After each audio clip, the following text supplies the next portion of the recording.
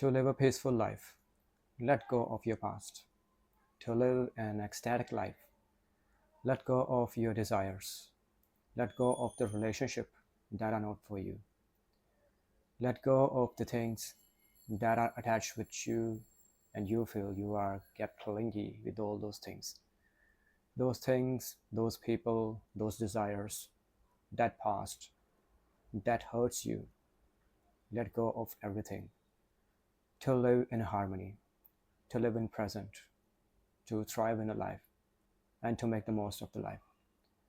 Everyone talks about this way. Everyone talks about let go, and everyone teaches the way how to let go. And everyone explains about the challenges of letting go, all of this. But no one talks about why to let go every single time. No one talks about the questions that arise in our mind when we let go the things. No one talks about the situations in which we really need to let go. No one talks about the repercussions of the let go whenever we let go every single thing. Everything has its positive and negative aspect. Sometimes letting go of our desires actually puts adverse effect on our health. Sometimes letting go of the people always put ourselves into that loneliness that's never gonna end. Sometimes we let go all the people who are for us. We make the pattern. We try to detach from the people and we try not to attach with the people. We have so many problems in our life and we've had bad experiences with the people, with the thoughts, with desires. And that's why we keep letting go everything. We don't try to attach with the people sometimes. We don't try to attract with the right people. We don't try to hold any single relationship. Even we don't relish our desires too. When we do this thing, it creates a pattern in our life. We lose the right people. We block all the right people that can come in our life. We don't relish every desire that is for us or that is make our life so enjoyable. We do every single thing to make the most of our life. But the thing is, everything has its positive and negative aspect. So no one would have answered this question when to let go or when to hold, when to relish. Everyone has just talked about just let go, but it's not the case. Sometimes we need to hold, sometimes we need to relish, sometimes we need to open ourselves for holding the things, holding the people, holding that memory. That memory always makes us feel happy. That experiences, those learnings that actually play pivotal role in our life. Those relationships who are for us, we need to hold those relationships. If there is only 1 single % chance to save all those relationships, there is a need. Letting go always doesn't work. It only makes our life miserable. So don't make your life miserable. Take every single advice, observe about every single advice, but don't work on every single advice. There is no need to grasp every single thing and incorporate into your life. What is for you, just work for that thing. Just incorporate that thing into your life. So why there is a need to let go and why there is a need to hold the things, I'll try to explain to you. For which things we usually talk about let go? We talk about our experiences, or we talk about our desires, we talk about the people and relationship. In these three scenarios, we talk about let go. Whenever it comes to our past experiences, we usually talk about let go. But those past experiences sometimes hurt us, sometimes teach us, and sometimes play a pivotal role in our life. And all these kind of experiences always guide us as well. Let's we talk about let go the past. It's necessary to let go the past, but it doesn't make any sense to let go the learnings from the past. It doesn't make any sense to let go all the memories that are for us, or all those memories are connected with the lessons. When we let go the past, then chances are theirs. We let go all the learnings as well. And whenever we let go the learnings, then there is no meaning of our life, and we wouldn't be able to thrive in our life. We wouldn't be able to not to repeat all these kind of mistakes that we made in the past, and the pattern keeps repeating. Learning is the kind of thing we learn, but incorporating the learnings is a different kind of task. It's hard not to crack. So there's a need to hold the learnings. There's a need to hold those beautiful experiences. The only thing we can do, there is no need to deeply attach with all those memories. We can recall the memories whenever we feel bad. To get the motivation, we can recall this thing. We can recall the past. There's nothing bad in that. But we need to take the control of all these memories. At which extent we need to recall those memories, and at which extent we need to hold those memories. And then we can work with these memories so that we could get the inspiration, so that we could feel good, so that we could replenish ourselves to do the thing that thing is for us. So when it comes to the desire, the second thing, we usually say about this thing like we need to let go of our desires. Desires sometimes ruin our life. Desires sometimes put ourselves in a dire strait. Desire sometimes ruin our relationship. But sometimes desire in our life make our life so enjoyable too. But every time we talk about let go of our desires and control on our desires, but there is a need to realize desires are important things in our life too. Without desires, we don't do anything. If we don't have desire, then we can't achieve anything. If we don't relish the desire, then there is no meaning of doing anything that we do throughout the life. We set the goal for our desires. We have the purpose in our life just for that desire. Every single thing connects with that desire, but we don't realize that thing. But there's a time to relish, but there's a time to let go of that desire too. So, how to determine when to let go of that desire? First of all, just observe the desire that you have, or that addiction that you have that is connected with desire. Is that desire controlling your life? Is that desire putting adverse effect on your relationship? Is that desire is not letting you do anything, or not letting you focus on anything in which you need to focus? So observe that thing. Or is if none of the thing is happening, then there is nothing bad to relish that desire. I'd make you aware by giving the example in my life, the real life example. Like, I used to have the habit. Before it was an addiction, then it just became the habit. It transmuted into habit. I used to watch porn, then do masturbation as well. And somehow I acquainted with a friend. She was a pure soul. She is still in my life too. We acquainted. One time I did. We just started having interaction with each other. I got her Instagram ID.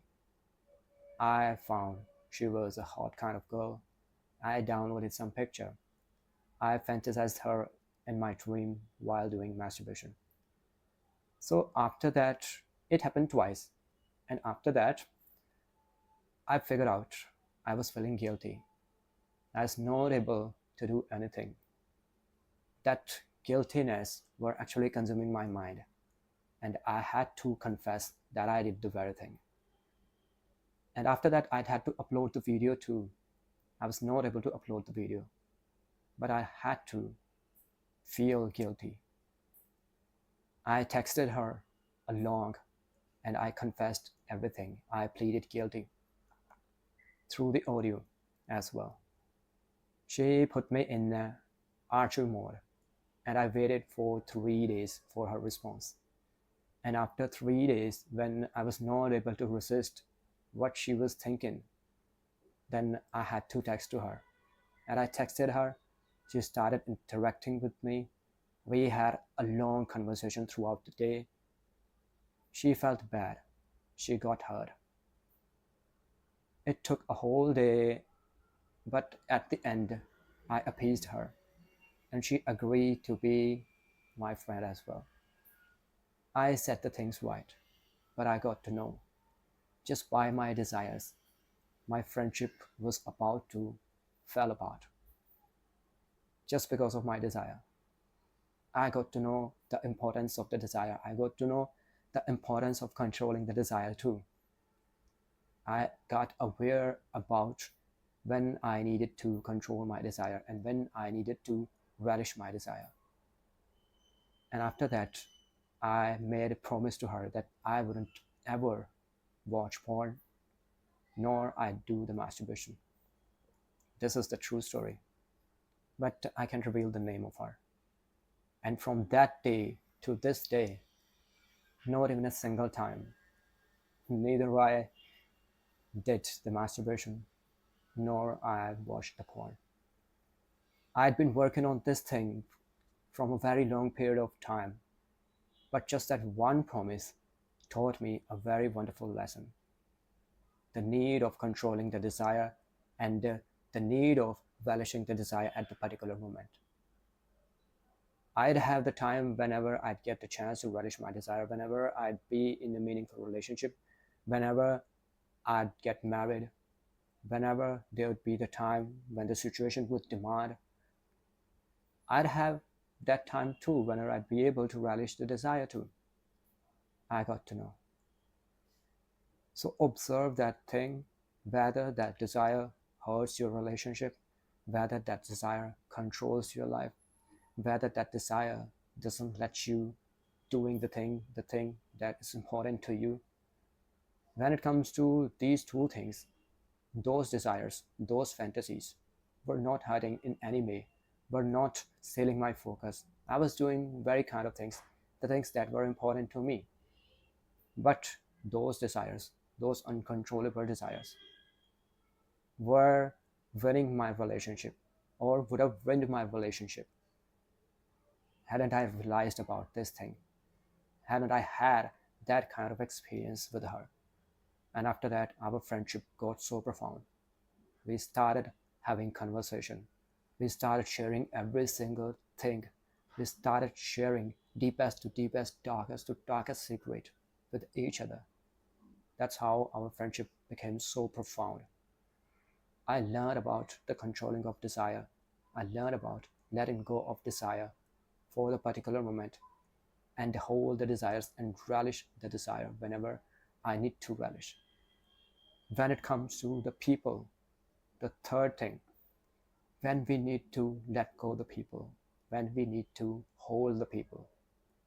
If you are in some sort of relationship, whether it's a friendship, whether it's a loving relationship, observe that thing.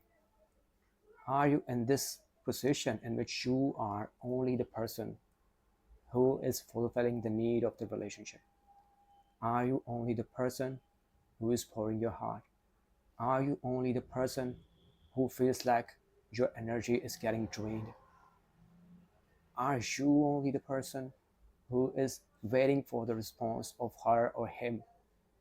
And are you only the person who letting that person control you and compromising with your routine and compromise with your purpose and goal and letting your life fall apart just for that relationship, whether it's a friendship, whether it's some sort of a loving relationship, and you are in this position, then there's a time to let go that relationship.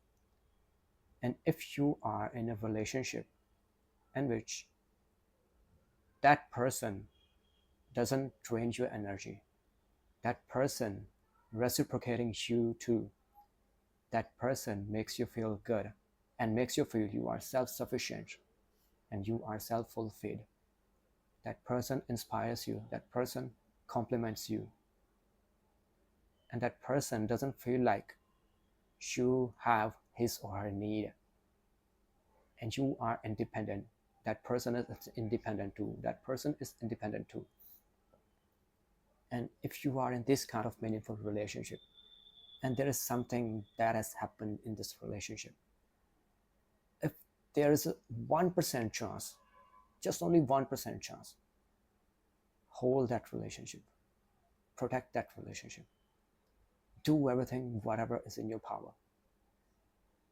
We can discuss the thing and resolve every single problem by sitting together. Sometimes we are in this situation that neither we are able to listen that person nor that person in this position. That person listen to us carefully. We are not able to put ourselves in his or her shoe, nor another person does that thing, nor another person is in this position to put himself or herself in our shoe. Sometimes we got so fed up with this repeating pattern and we are not able to understand. But we know that relationship is so important. We know that relationship will make your life more beautiful. And if you are in this relationship and this relationship makes you feel the way you are, if that person has embraced you the way you are, then protect that relationship. If you feel like with that person you feel the way you are, you feel authentic, then protect that relationship at all costs. If that person doesn't bow his or her head before you, then you should bow your head. You should accept defeat and let that person win. If you are winning the relationship, if you are winning that relationship, if you are winning that company, that support forever, then this defeat is nothing over that win that you will get in the form of that support of that person. Protect that relationship. It's the most important thing in our life. Owing to the meaningful relationship don't come up by leaps and bounds. We only can have 3 to 4 people who are meaningful in our life. No matter what, how big extrovert we are, even if we have 50 people in our group, but we only allow 3 to 4 people to come in our life. And we only can feel close to 3 to 4 people. We can feel close, we can feel protected, we can feel authentic, we can open up with 50 people. So always protect all these people at all costs. Be available for all these people and hold that relationship. Don't let go that person. If that person goes, that person won't come back. That person won't ever come back. That person is a secure person. It's better to stop that person leaving you rather than repenting after that. I could have stopped that person. I could have apologized to that person. I did very kind of mistake. I could have let my ego go on for a while. Sometimes just tribal thoughts, tribal mistakes, and we let our ego get in our relationship. And we hurt our relationship, we ruin our relationship. That is our problem. So in nutshell, we need to let go when something hurts our energy, when something gets in our life, when something doesn't let us focus in our life. That's something that seems so fascinating, but we know this thing's not gonna serve us, or we won't be able to level up our life. We want to be able to live the repent free life. We want to be able to live the peaceful life. If there is something in our life, even it's a thought, even it's a person, even it's a desire, then we need to let go all of this. Set your parameters in these three scenarios and decide whether there is a need to let go, whether there is a need to hold. Just don't take every single advice that is available on internet. The person who has given that advice is 100% authentic. 100% authentic. But that advice works in one scenario, but can't it work in another scenario too? But the kind of choice we make, every choice invites another situation, another question, another problem, another repercussion. Then no one talks about that particular thing. So I thought I should talk about this thing too. So what kind of advice is available can't work in every single scenario for every single person. Whatever works for you, incorporate that thing. Whatever doesn't work for you, just let go that advice too. Set your parameters when there is a need to let go, when there is a need to hold. I'd say. Again, I repeat. Let go of all the thoughts if those thoughts are dominating your mind. Just work on those thoughts. Reach to that point. Observe every single point. Ponder about every single scenario. And start working on the things. And just start doing rest of the things. Thinking about rest of the things. Everything will come up. When it comes to the desire, there is a right time of relish the desire. But if that desire hurts you, controls you, ruins your life, ruins your health, let go of that desire and nothing is happening in this situation, then hold that desire. If relationship sucks your energy, sucks your life, sucks your routine, and holding you back, then let go of that relationship, even if that relationship feels so important to you.